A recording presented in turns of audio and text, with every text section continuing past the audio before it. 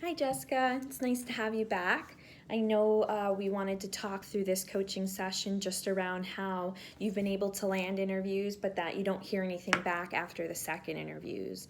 So, some things I just want you to consider and that we can walk through is just what are the kinds of questions that are being asked to you? I think it's really great if you begin to note these down. That way, you can refer to them as you begin to practice for the future for next step interviews. In addition to that, you want to make sure, how are you responding to these questions? It could be the way that you're responding. So I definitely want us to work together on some mock interviewing to see, what kinds of questions should be asked and how to respond to them.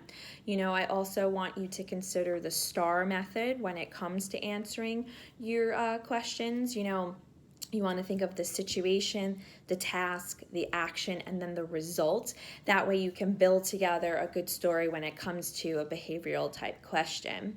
And then, what are you learning about yourself through these interviews? Obviously you're getting to the second interview, so you are bringing your authentic self, but what are you learning from them? Because it could also be the kinds of questions that you might be asking them back, or, if you're not asking questions, it might just be a culture fit and maybe they're not pursuing you because of the way their culture is. So it is really important that when you're getting to these next round interviews that you're really thinking about what you want out of your role and out of the company, as well as, what does their culture speak to? That way you can bring your authentic self to work each day.